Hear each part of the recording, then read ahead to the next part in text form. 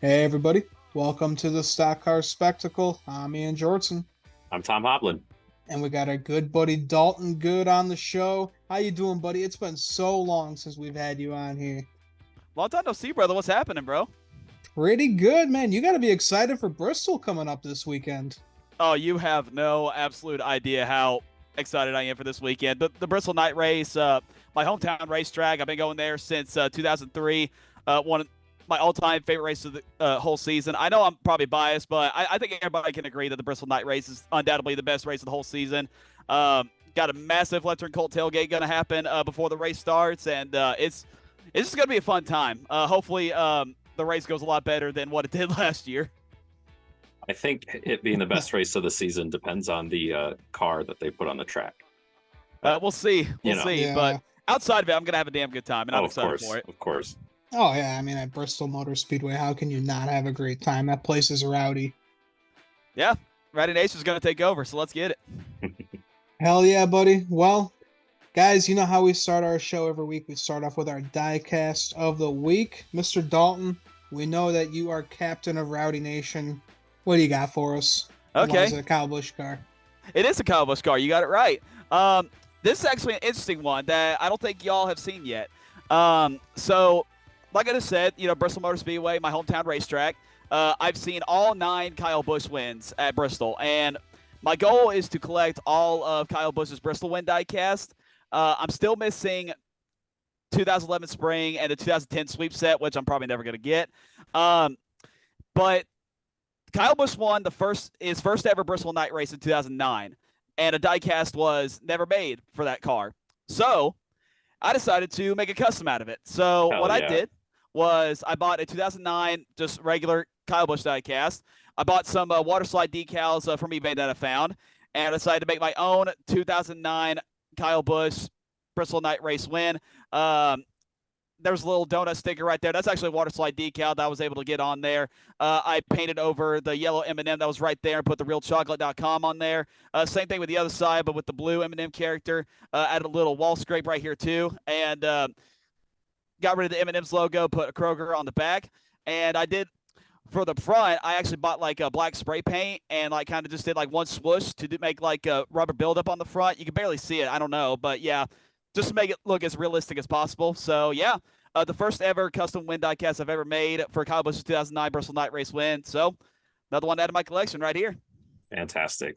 Dude, Yes, that's sir. badass. Well done. Well done. Dude, he does a great job on these. Like he custom made me a Kurt Busch from his Pocono win in 2016. I just handed him like just a plain old Kurt Busch Haas diecast, and he did this fucking magic, and it's beautiful. It looks just Excellent. like when what it looks like when it went into victory lane. So guys, if you want custom diecast, hit this guy up. I can do it. I'm all about the details, and I always make sure that it's 100% perfect, like just like it happened. So call me for your custom diecast needs. There you go, buddy. Make your money. All right, Mr. Tom, what you got for your diecast All right. of the week? Do we got 164 love on here? How about some loves 164 love? Hey, With the my Target near my place in downtown Chicago finally started stocking the winner circle, so I thought I'd pick up a Zane Smith one because Team FRM showed me some love earlier in the year during the street race. They sent me some stuff, so I thought I'd pick up an FRM diecast. There you go, man. Can't go So, wrong right. with Zane I mean, Smith. Yeah, the packaging looks really good. This car will probably never come out of it. Don't really play with diecast anymore, so no need to ruin it out of the packaging, but it looks nice. Cool setup they got there at Winner's Circle. Yeah, man, they did a great job with that line coming out. Still too pricey for me, but look, I'm the idiot and bought it anyway, so Yeah. All right, guys, we're talking Bristol Night Race. So I'm busting out Kevin Harvick's 2020 Bristol Night Race win. Man, I miss those days when Kevin Harvick had like 9 wins in one season. It was a good time. We were rolling, and now in his final season, we haven't seen a single damn win yet. Hopefully, we'll go to Bristol, conquer, and get ourselves into the round of 4. But look at this beautiful thing. Got the Busch light on the side. I don't want to look at it. That race hurt. yeah, no, there definitely should have been a red car in victory lane that night. Isn't that when Joey fucking Yeah, that blocked fucking Kyle? asshole. Yeah. that was a great watch. No, it was not Sorry, for me. boys. Sure. Congrats. Congrats on your win and your weird season. Thank you. Hey, I'm gonna say the same to you about the Packers this year. So Sorry, Chicago. I'm born and raised a Packer fan. Don't know how, but I've had a much happier football life than most Chicagoans. So yeah, I but could say so. this is a racing podcast, so we'll just keep it subtle Yeah, around we'll the neck move here. on. Yeah, we'll move on. All right, guys. Well, it's official. We heard it through the rumors. Nemechek is officially going to be driving the 42 next year for Legacy Motor Club. And I just think that this is kind of funny. This guy dropped out of Front Row Motorsports so he could go through the ranks. He went to Kyle Busch Motorsports. He went to Joe Gibbs Racing through the Xfinity Series. We thought that this guy was going to be taking a big time Joe Gibbs Racing ride or maybe a 2311 ride, but nope, he's going to be landing back at another mid racing team. Yeah, they're switching over to Toyota, but we don't know what that's going to do for them. So I just think that this guy is just shooting himself in the foot again, unless he's waiting for Truex to retire. I still think that the 19 is his once Martin leaves, and they'll just shift him over and force Legacy to bring another development driver up. But yeah, I still agree. It's you go through all this so you don't have to race for a Legacy Motor Club. And Legacy has taken a weird turn to the good, I guess, in the past few weeks. Like Eric Jones, Darlington, and this Kansas race have been fantastic. So who knows what they're doing, but I guess we won't know till we see it. But it's like, really, this guy went through all that to take over the worst car on paper this year. It seems odd. But again, with the transition to Toyota, who knows what's going to happen? Who knows what they've got working? Because Toyota likes John Hunter, so they're not going to put him in a bad spot if they don't think they want to. So Yeah, Yeah. I don't. This is kind of a weird move, to be honest with you. I just don't really know about Legacy Motor Club yet. I mean, for some odd reason, I think we're going to talk about this later, but they're starting to randomly improve just like out of nowhere. It's like ever since Carson Hocevar took the 42, they finally found the speed that they were looking for. I feel like Carson Hocevar honestly deserves that ride more than John Hunter Nemechek does.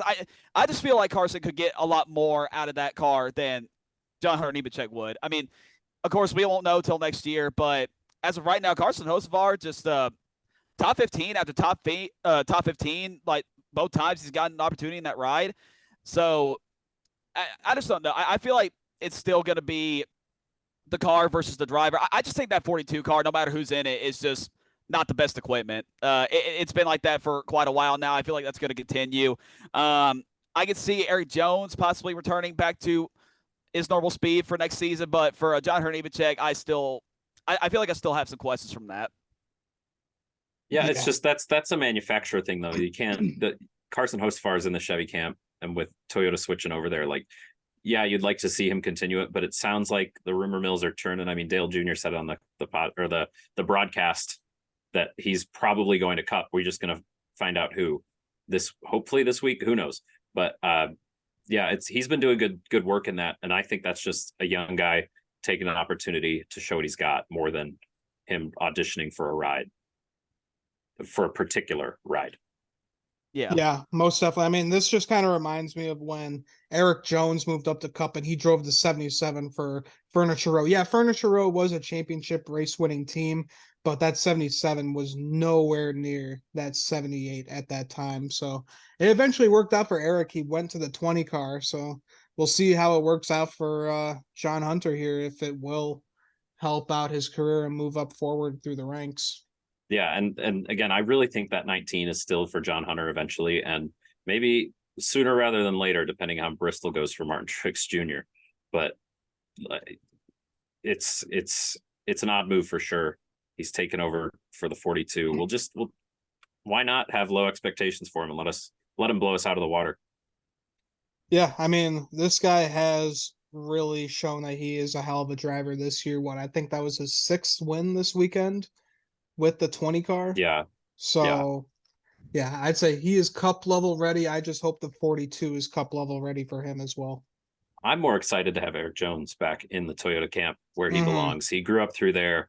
He performed well for what he had at Petty GMS and now Legacy, and to have him back in the Toyota camp with all his friends that he kind of grew up with in NASCAR, I think that'll be a good fit back in the saddle for Eric Jones.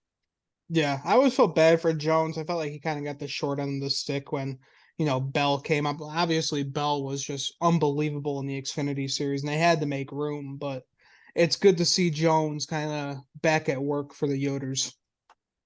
Yeah, Toyota's been known for pushing talent up too quickly. Mm-hmm. I mean, they moved Kenseth out to bring Jones in, they moved Jones out to bring Bell in. Carl Edwards leaving brought Suarez to the Cup Series too early. So that's an interesting aspect of this too. You wonder what the future for legacy is in the Toyota pipeline in a more broader scheme. Like again, when Truex leaves, and if John Hunter Nemechek likes legacy and he stays there, who takes the 19, who takes the 42 if John Hunter moves to Gibbs, it's going to be fun to watch for the next few years. Yeah, absolutely. All right, and then this past weekend, NASCAR officials came out and showed the illegal valve sends that were a part of the 98 for Ty Majeski that really didn't screw him much out of anything in the playoffs because he gets to keep his win that advances him in the next round. He loses all of his points, but that doesn't matter when this next round is starting. So, yeah, they just wanted to show that this is what they use. You can't do that. And it's good. I like it that NASCAR is starting to do that. Like if there is an illegal part, they will bring that out to show everybody exactly what's wrong with it. Oh, it's better for the sport because you think that NASCAR would penalize these teams that would go after them in the media, and then they would come out with a penalty, and they're like, "Oh, well, they did this, and you just have to trust us that they did it." And it's like, I don't know about that. But now they're bringing the parts out in front of everybody and showing us exactly what they did wrong. I mean, everybody's saying this is the oldest trick in the book for this particular issue. They're just bleeding air out of the tires, so as the pressure's built up, they would come back down. And that's why we were seeing them just rip through these short tracks like it was nothing. But that's one interesting aspect. But I guess they were caught in inspection. So Yeah. they were rolling the truck through inspection, and the NASCAR officials just heard some hissing, and they're like, that's interesting. So like, why are you what is the advantage of putting that in motion and inspection? I would just ask. It's like, yeah, it's smart what they were doing, but it was the stupidest way to get caught. That was just the funniest part of it. But really, the thing is, they got caught cheating at the right time, like right after the win from the previous week. So they're lucky sons of bitches. I think they're smart. And like really again, smart. this is blatantly against the rules, and so you still wish they would drop the hammer a little more. But it's interesting. Like he was doing it at those races he won that advanced him. So encumber that win and make him earn this next round of the playoffs. It's that's where I think NASCAR fell short of this. They're doing everything right by showing the parts, but they're not officiating still properly. But when does NASCAR officiate properly? Never. Let me ask you all a serious question. So did he get penalized like playoff points? I don't. No, I don't believe so. Think so. I think he just lost or if so, regular. It was very small amount of playoff points. I could have swore he got dogs playoff points, and now I was going to ask if that could affect them like in the next round, but he might have. We'll see. I mean, he's 6 below the line going into this next round, but I still think he can get it done. Just looking at the who's in and who's out right now, I think Brent and Finger he won Bristol last year. Like, but was he leaking his tire? Or have they been doing that all Who year? knows? Who knows? But he's still a hell of a short track racer. I mean, still takes a lot to get through all that traffic without trouble and all that. So we'll have to keep an eye on it and whatnot. And I think the bigger issue for him is losing his crew chief. For 4 races. That's going to be the more problematic place for the team in general. Yeah, that's the big kicker. The points and money, that they don't care about that, but losing your crew chief, especially for I don't know how many races they got left with his crew chief being suspended, but I mean we're in the second to final round before we go to the championship 4. We only got 3 races left, so that's crucial. And you said he's below the cut line. That's even way more. Yeah, he's second out, 6 points. The cut line is tied. Mm-hmm. And then he's 6 points behind that. So every position is going to count. And if you have somebody who's not used to crew chiefing on the box, then you may lose positions on strategy, and that's points down the drain. Yeah, we shall see.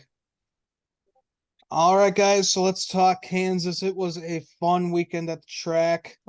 Started off with the truck series. Chase Purdy showing a little bit of speed out of KBM in that Ford truck. Got the About damn time. pole, got the pole, and led the field to green. Guys, it has been a tough season for Kyle Busch Motorsports. I'm sure you guys can agree with the transition over to Chevy. It has been a rough one. I just don't like the driver lineup. I wasn't really on board with it since the beginning. I feel like Chase Purdy could have potential, maybe Is like he later signed on. on for another year? I believe so. Yeah.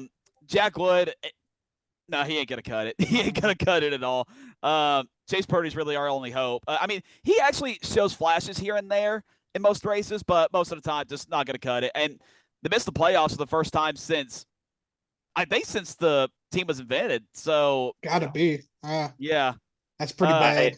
I thought the transition to Chevy for KBM would be rough. I just didn't know it would be this rough. I mean, even Kyle was struggling to find speed sometimes when he was driving those trucks, and that tells you something. And He their got to win satellite this year, right? their satellite team, did he? He got two? Yeah. I mean, but Okay. still, it wasn't dominating factor like you see Kyle go down and bushwhack for those. Usually, if he's in the race, he's like a shoe in. But there was times where you're like, is he going to do this? Who knows? And again, we saw that with Kyle's Xfinity trips too. Usually it's like, oh, Kyle's in the race, this one's over. But he didn't even show up in the Xfinity series this year, and that's more colleague thing than Kyle thing. Yeah. But I just thought that the truck market especially is so saturated in Chevys that it would be hard for KBM to find footing right away. And then they announced the drivers that were going to race when all this transition went through, which I think we just had the 1 year anniversary of all these announcements like yesterday. But you saw those Jack Wood, Chase Purdy, you're like, who?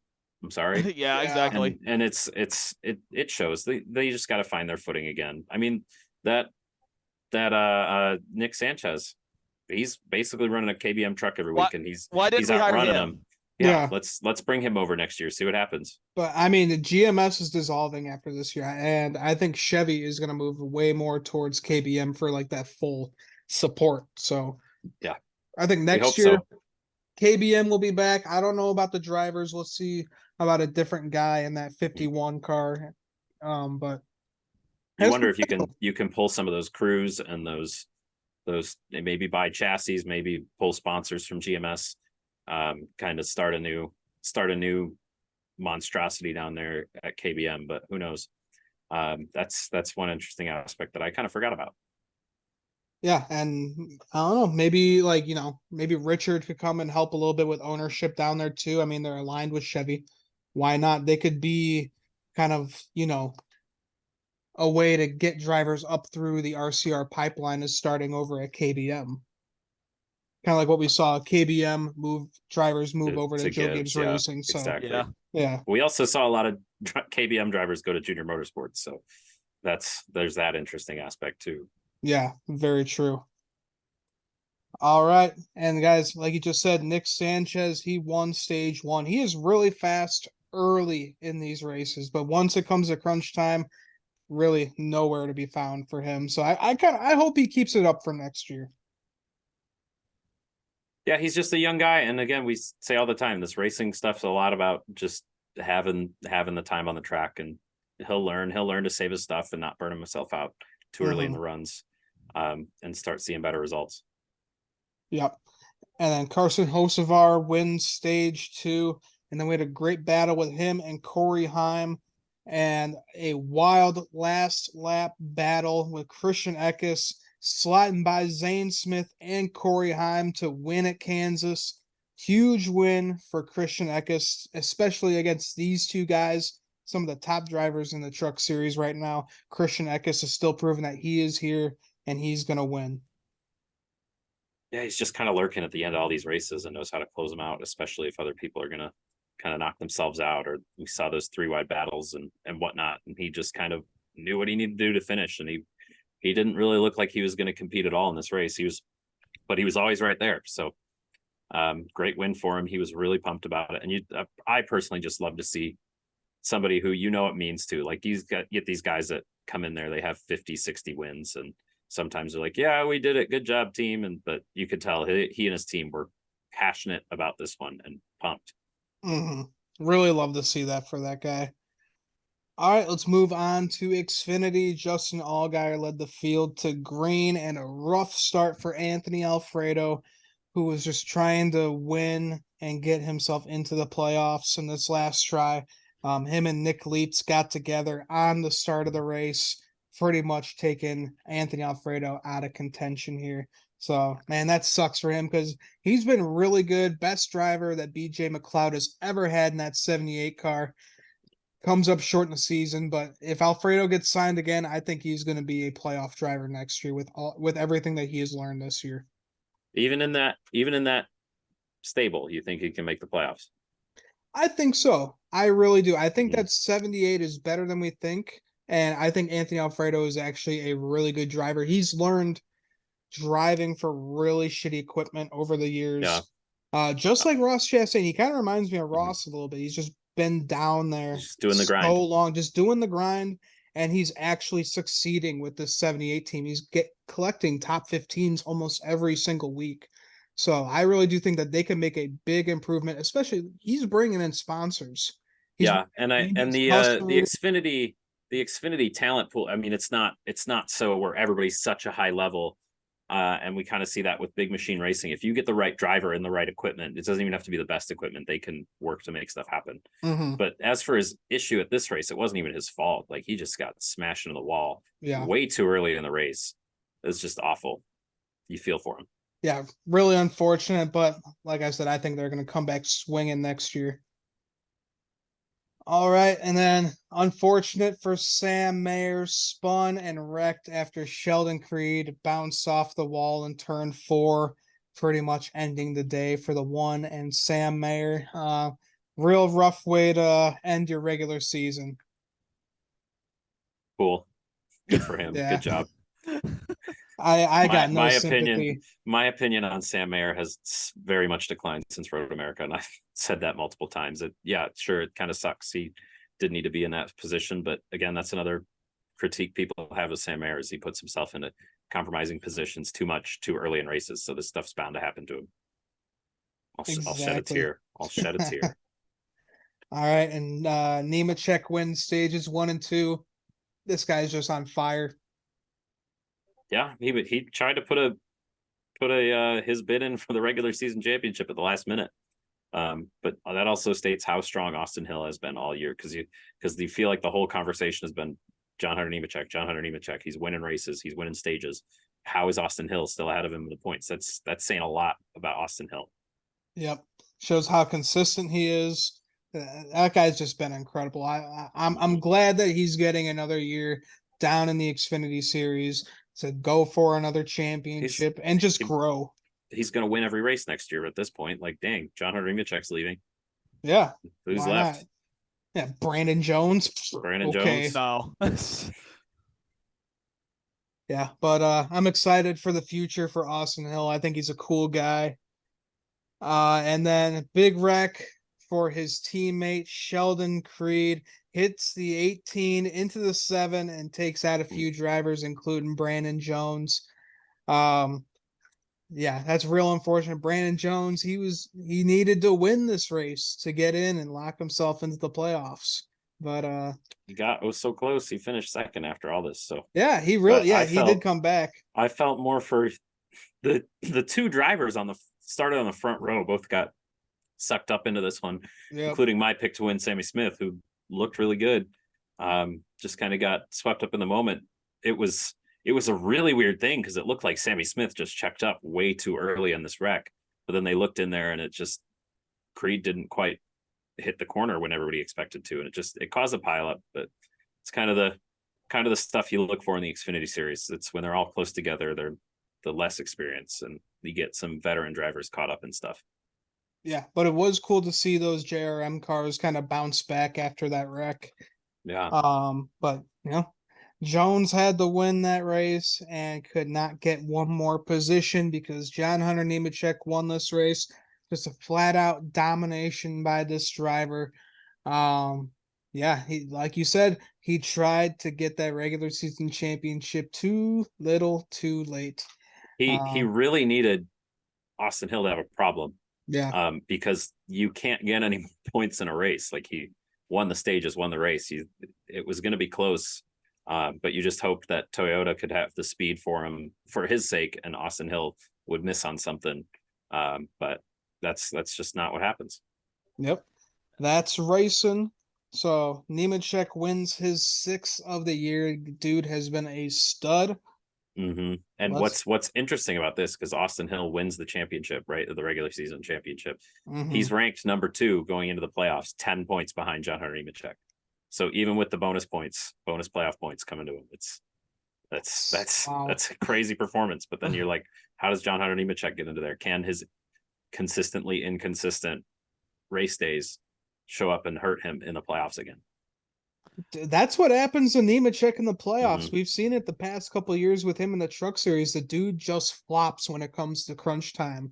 And I've been saying this all year. Yeah, he's looking like a stud. Just wait till the playoffs start. He's going to blow some tires. He's going to blow some engines. He's going to make some dumbass moves. He's going to get wrecked by a teammate once again. And he's not going to end up in the round of 4. It's a possibility. Yeah, I mean, again, these playoffs can show us anything. We're seeing a shocking situation right now in the Cup Series. So anything can happen. It shows you got to be on it these last races of the season, or it's not going to turn out well for you. Yep. All right, so great race at Kansas for the Xfinity Series. Let's move over to the Cup Series on Sunday. Christopher Bell won the pole, led the field to green. And man, oh man, Truex, regular season champion, and now he is below the cutoff line, fighting for his life at Bristol this upcoming weekend because he had a tire go down on lap 4, hits the wall, and just destroys his car, can't get moving. Who would have thought that 2 races into this and Truex is already possibly going to be eliminated? Who had that on their bingo card this year? No way, dude. I got Truex going into the final 4 on my bracket. I'm sure everybody does. I did too. I thought for sure Martin Truex Jr. was going to make it past this next round because he had like really good tracks in this round, starting off with Darlington and Kansas, 2 of his best tracks. Mm-hmm.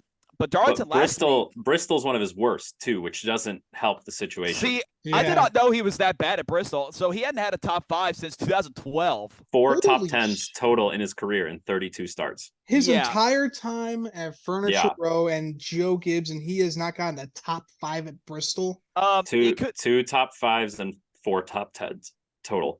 Well, he sucks here.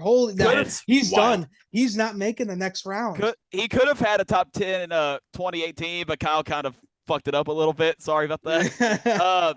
But no, Martin Truex Jr. just has not had 2 good races so far. And I was very shocked by the performance of Darlington because every time you go to Darlington, Martin Truex Jr. is always dominating. He's always up front, in the top 5, leading laps, winning stages. I did not see any of that last week. I even did the live stream, and all I talked about most of the time was, where's Martin? Like, why is he not running all that great? Well, I didn't know this, but I actually listened to the teardown this morning, and apparently Martin Truex Jr. Hit the wall in practice of qualifying before the race at Darlington last Sunday. And what happened is there was actually something bent in the suspension, and Martin actually knew about it, but he didn't say anything. Now, Martin was actually going to start at the back regardless, so he didn't want to tell his crew, like, hey, the suspension's bent, like, we need to fix it and, like, have to go to the rear. So that made no sense at all whatsoever, but now it's about to cost him, and it's about to cost him big. Yeah, pride goeth before the fall, jeez. And, Kansas, just bad luck. Very unfortunate. Should not be blowing a tire that early. I don't know how that was the case. It was a puncture. He had to have run something over. There's no way. It gets rolling out to the garage or when they come to check the grid. Again, it's a fluke. But people saying, oh, the regular season champion should have a first round bye. They should have this. And it's like, no, winning the regular season championship and getting all those extra bonus points is your first round bye. It takes a monumental effort to screw this up. And one was maybe his fault, one was not his fault. But now, again, 7 points in the hole going to a track that you've had statistically terrible finishes at or in for career. It's a scary moment, and it makes you wonder how, if you think about Kevin Harvick, we were all shocked when he didn't make the championship 4 in this season. He had 9 wins. Now you're telling me that the leader of the points is going to be out potentially after the round of 16. It's unfathomable Unfathomable. Yeah. I just want to say this real quick too. I mean, a lot of people are going to be very upset about Martin if he does not make it to the next round. I just got to say this. I mean, 9 times out of 10, no matter how good you are in the regular season, if you have 2 to 3 bad races like right off the bat to start the playoffs, like 9 times out of 10, you're not winning the championship. I'm sorry, but I've seen it numerous times on all kinds of formats. I mean, ask Kyle Busch from 2008. Kyle had a dominant 2008 season in the regular season. As soon as the playoffs start, boom, it just completely falls apart. At New Hampshire, yep. And after Dover, when he blew that engine, the second race of the chase, he was already done. So same thing here. I don't really want to count Martin out for Bristol this weekend. It's definitely salvageable, but I am very concerned though with him not running good at Bristol. Just has to salvage like some kind of a good day of some kind. Again, you got to look at it. He's only 7 points out, and if he does pass on to the next round, he's back to being seated as one of the top drivers again. And so nobody will talk about it. That's what their motivation is. That's where you got to go, because as soon as he gets past this race, if he can just salvage a good day, get a good finish. Again, as they were talking about on the teardown, you don't go to Bristol expecting everybody to just have a carefree run around, finish good day. There's going to be problems, and playoff drivers are going to have issues. You cannot be one of them if you're the 19. You've already had 2 races where that's been the case, and now you got to go pick up 7 points on a pretty good field.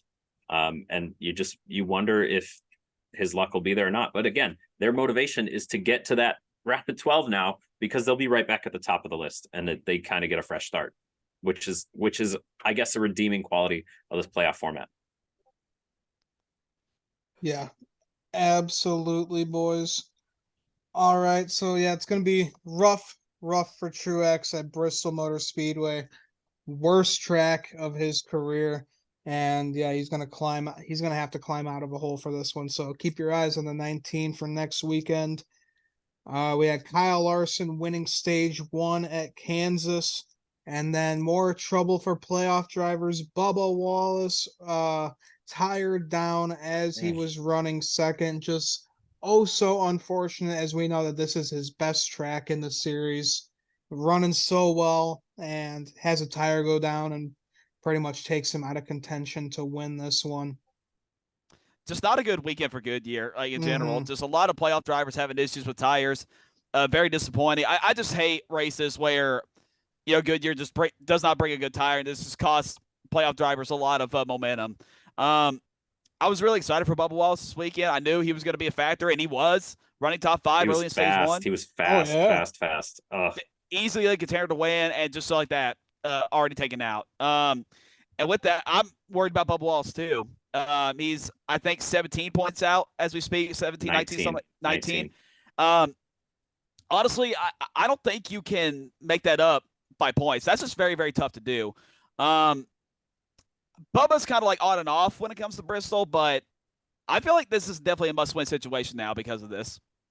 Yeah, I feel like Bubba under pressure, I feel like he can do well, but guys, this is Bristol. Anything can happen here. I mean, it could work out in his favor, and we can have a couple playoff drivers that are near the cutoff line just flat out wreck or have engine issues, and he can scoot his way in, or he can be one of those guys involved too and just completely end his day. Guys, that's Bristol. This place is just full of carnage, and that's why I love that it's a cutoff race. Yeah. There's such a narrow window for who's safe per se and who's obviously below the cut line. Not only now does Bubba have to overcome whatever Martin Truex is going to show up with to this track, because Joe Gibbs Racing is not going to let this 19 car fall out of the playoffs. You can't imagine. They're going to give it the best shot they can to get him out of there. So Bubba not only has to overcome whatever Martin Truex brings, but again, I'd say anybody 18 points. So Ross Chastain's 18 points out. I'd say he's the first one not super safe. Kyle Busch plus 24, Ryan Blaney plus 25. They have to just kind of survive. And again, easier said than done. But I really looking at Ross Chastain, Chris Buescher, Christopher Bell, Joey Logano, Kevin Harvick. Those are all the guys above the cut line. Bubba's going to have to pass Martin Truex Jr. in points, and then one or two of those guys to even have a chance out of here. 19 points is going to be a lot to come out of of the bottom. I mean, again, Stenhouse and Michael McDowell, who knows if they'll show up this weekend, but I don't think they're going to be a factor anymore. But it's created a really tough situation. I mean, we all thought with Bubba's good finish earlier in the year at Darlington that he'd do well at Darlington this year, which he did fine. But this is an absolutely killer thing. And you hope that mentally strong Bubba shows up this weekend at Bristol, because you don't want to see him heartbroken again. I guess I don't know. Yeah, who knows? But I mean, either way, he made the playoffs this year, so fantastic season for Bubba, and it's only up from here. All right, and then we had Austin Cindric spinning after contact with the 34. I think the 34 was just kind of getting frustrated being behind that 2 car. He's a playoff driver. He needs to pass these guys to advance to the next round, and we see right now that he is below the cutoff line. So 34 is looking desperate, and I'm a little worried about Bristol because we know that he can show guys the bumper at Bristol. We saw that with the All-Star race a couple years ago with him and Bubba Bubba at the All-Star race? Yeah, in the open. Right in front of me. Right in front of me. Oh my God. Didn't you get a picture of Justin Champagne flipping off McDowell too? Exactly. Yeah. And also right in front of me, he grabbed his, I think it was his front bumper, and put it on Michael McDowell's hauler. Yeah, I remember that. Yep. Oh, Good times. That's so yeah. funny. No, again, Michael McDowell needed to have a stellar first round to make it out of it, and it wasn't meant to be. And you got to commend Front Row Motorsports for the effort they put in the entire season to get to this point. But it's not looking good. 40 points out. It's a must win. But there's a lot more capable teams and a lot more capable drivers for the type of track that Bristol is. It's going to take a small miracle for Michael McDowell to pull this one off. Yeah. I mean, regardless, great year for the 38 and 34 teams at Front Row Motorsports. They have really improved. I mean, Michael McDowell was top 10 driver all season long, so consistent. And then we saw him get the win at the Indy Road Course. So really cool to see that for McDowell and Todd Gilliland, who's moving up and starting to really look like a really competitive driver now in that 38. The team's come a long way from what it used to be with Landon Castle and all that. Yeah. So good for them. All right, guys. And we had Brad Keselowski holding off Denny Hamlin to win stage 2. Just bad Brad. He's looking fast. He's going to get a win here before the end of the season. I really do think. Talk about the Ford team that's really rising to the top. I mean, that team, RFK, I keep waiting for the other shoe to drop on them, but it's not happening. They're just consistently fast. And yeah, his teammate had issues at the end that we'll get to later, but that team is so competitive at the right time this season. It's fantastic to watch. And I don't like Brad. The history of Brad causing nightmares, but you gotta commend him when it's due. Exactly. Like with what he has done to Roush and how they have changed over the past year and a half is absolutely incredible. With how we saw Ricky and Trevor run just a few years ago into now that we got a guy who's won 3 races in the past 365 days. And we got a team owner who is also in the playoffs. Pretty damn cool to see the change for RFK. But sucked for his teammate, Chris Buescher, with 7 to go in this race.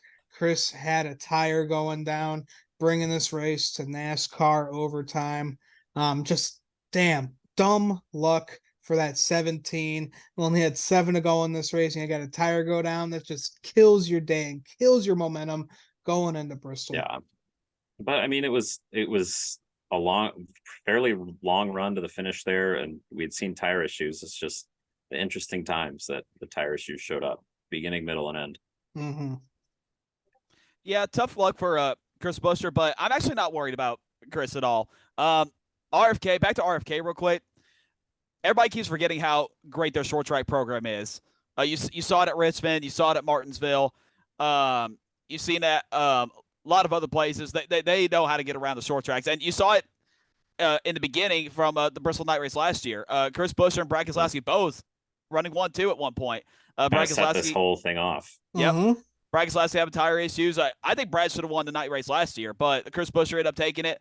So Chris Buescher's got a very good weekend ahead of him. I don't think RFK is going to slow that at all. I don't think this is going to be a momentum loss of any kind. I think Chris Busch is going to be just fine. Oh, for Yeah. sure, for sure.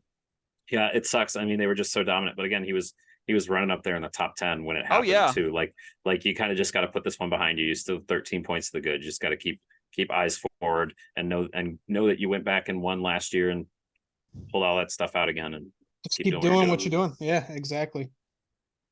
All right, and leading up to a wild overtime restart. Holy shit, the balls on Tyler Reddick for making that move, going 3 wide down on the apron to take the lead and just zoom past these two guys was absolutely unbelievable. He Tyler had to. Reddick, He yep, had to do it. he had the run. He was moving fast on them, took them 3 wide, and just won this damn race. Incredible job by Tyler Reddick in 23-11. So cool for the 45. That's 3 wins at Kansas Motor Speedway in the last 4 races. I mean, you can't make that shit up. That is absolutely unbelievable. And with 3 different drivers. 3 too. different drivers in the fall. Like it's kind of wacky. Yeah, it really is. So again, sorry for Tyler Reddick for losing his ride before the fall next year. Wonder who will get that win next year.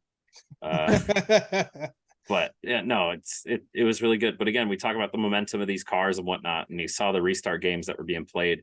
Tyler Reddick knew with those guys side by side, they were slowing each other down. He had to get not only past them in that moment, but he had to get far away or he was going to get slowed down too. And he executed perfectly when the time showed up. And again, the serendipitous caution gave him this opportunity. If you feel for Denny Hamlin again, who had another race seemingly in the bag and something went wrong. Yep. But I mean, can't be too mad when one of your young drivers wins for your team and you come second.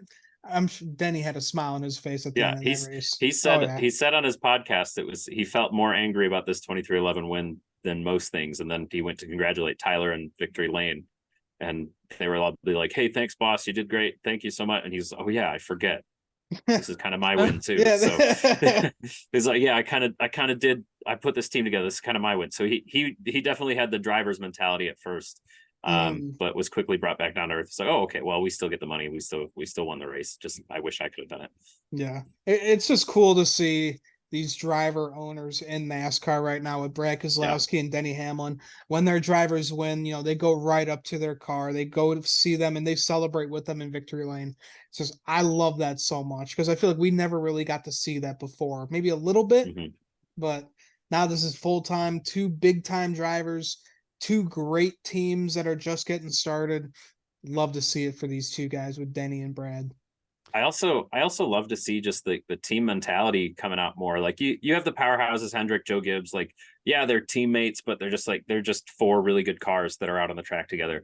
But 23-11, RFK, Trackhouse, you really got this like team family, and Daniel Suarez and Ross Chastain would do anything for each other. Bubba always going to hang out with Tyler Reddick, checking on him in victory lane. Denny and Kurt Busch, all a part of that group too.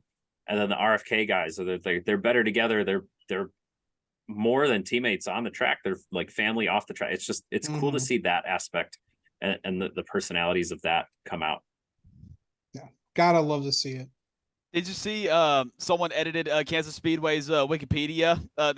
Someone edited like the owner's part and it said a 23-11. Oh, good. Nice. Good. Michael Jordan. That's great. Yeah, right. Oh, that's great. But guys, that was a fantastic race weekend at Kansas Speedway. One of the best tracks on the schedule. Can't wait for the spring race. But you guys got anything else to add before we end the show here? What was up with the 5 and the 9 at the end of the race? I was going to ask the same damn thing. Yeah. I was waiting. Right. I like halfway through our truck series, Dalton was saying something. I looked down at his name on here and it says Dalton Good, not a Chase Elliott fan. Right down there in the corner. He's talking. Yeah. I'm looking at it. I'm laughing, but it's like, man, what is going on with Chase? He's in his head, in his feels, and then he gets out of the car, gets asked about it. He goes, "What are you talking about? There's nothing." Huh? Even though he walks over to Larson's car afterwards and sticks his head in there and probably gives him an earful. Like, what is going on? Not only is your teammate running for a championship, but you are also running for an owner's championship, and you just put both those cars at risk for some arbitrary reason. You got suspended for retaliating earlier in the year. Again, this this bump was not the same as Charlotte, but like, come on, dude, come on, keep focused. Yeah, it's been a shitty year. Guess what? Bad stuff happens to normal people. Maybe Everyone you're a gets normal bumped person. on pit road. It Like, come happens on. almost Oh every my God. single race, and he gets pissed off because it's his teammate. And oh my God, that's the thing with Chase Yeah. Elliott, man. We have seen this for years that if he gets raced hard or if someone bumps him, he has a meltdown like a crybaby. We saw that with Bristol 2021 when Kevin took him up the track and then he just proceeds to block him and just throw a fucking hissy fit. This guy, That was kind of funny. dude, Actually, fun fact: my dad hated Kevin Harvick like his whole life. yeah. He became a Kevin Harvick fan that night. All right, Dave. And yeah, Tom. So about my name, before you even knew me, yeah, the reason why I had this name is because I had a lot of people on Twitter like call me like a Chase Elliott fan. So I literally had to make a Ugh. video of me like emptying out my closet or giving like a whole damn bedroom tour. Oh my God. They can find some Chase Gotta Elliott merch prove proof it. that I'm not a Chase Elliott Hey, fan. you don't have to prove anything. You don't have to prove anything. Unfortunately, Yeah. I had to. I throw my damn laundry basket. I had to like rip up all the sheets. I had to do a lot of shit just to prove I'm not a Chase Elliott fan. So, but yeah. Anyways, I just noticed that halfway through, and I was Oh, like, "Oh my God. God, that's fucking hilarious." yeah. But anyway, yeah. I don't know what Chase Elliott's deal was. I know he's been a bitch all season long, but I'm gonna be honest. I feel like this isn't really that big of a deal. I feel like the media is probably making it a bigger deal than it needs to be. But still, though, it's obvious that Chase Elliott does not like Kyle Larson. I feel like we started to see that last season back at Auto Club. Um, I just don't know what his deal is. I just feel like he's Well- not having fun anymore. I feel like I don't know what's going on. What's the big deal here is that you have this guy that's so marketable that if he's not in a race, he affects the TV ratings, and then for whatever the snowboarding thing, if you need to clear your mind somehow, that's fine. Do what you need Yeah. to do, but you got to Yeah. understand that there's consequences to this that he's now still paying for.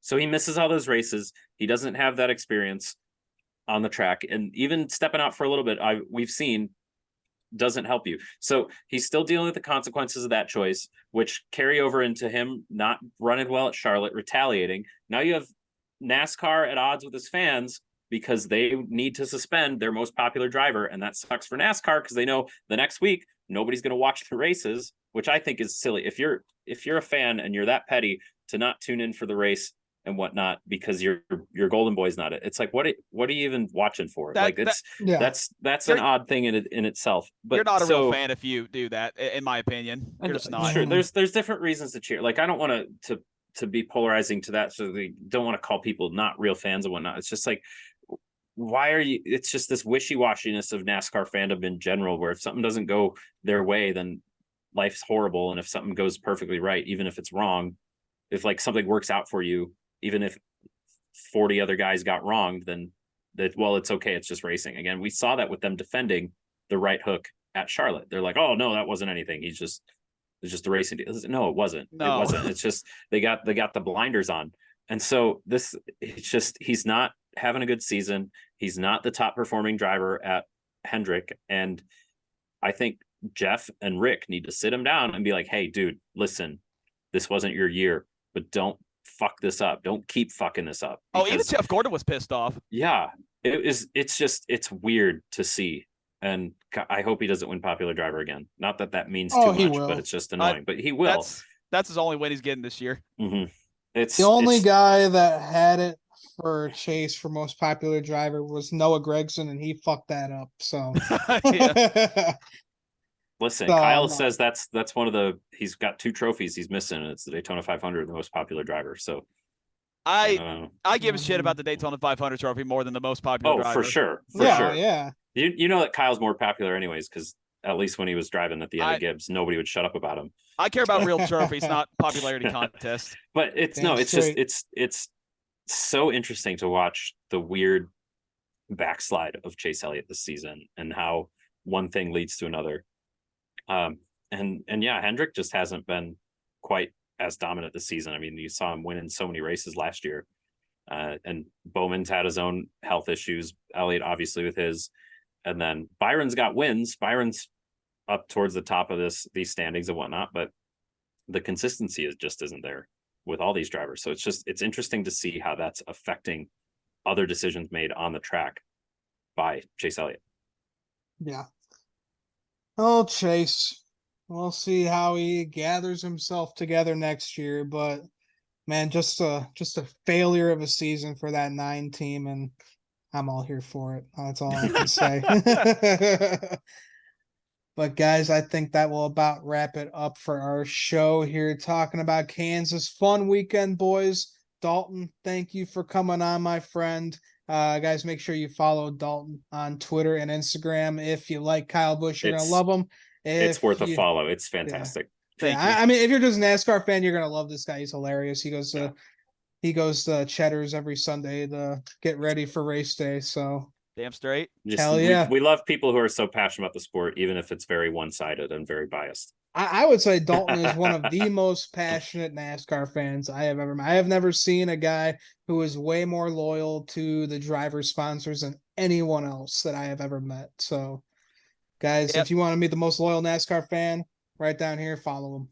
Appreciate you. Yeah. Also, I got to give a big shout out to Cheddar's because they were not supposed. They were not supposed to be. They were not supposed to be on the schedule for the Bristol Night Race. Like Daytona back in August was supposed to be the last race of the year, but they literally just signed another race and teamed up with Alsco Uniforms. So we're getting the Cheddar scheme, but Alsco Uniforms on the hood. So kind of a little combo sponsorship this weekend. I'm so excited to see that in person this weekend. So Cheddar's, once again, big thank you to being the best damn sponsor in the sport currently. Couldn't thank you enough. Oh yeah, and just Cheddar's, their interaction just with their fans and whatnot too. I never even heard of Cheddar's until they showed up on Reddick's car a couple of years ago. I've been multiple times now. I mean, the food's great, and again, it's just you love to see the interaction and that they're willing.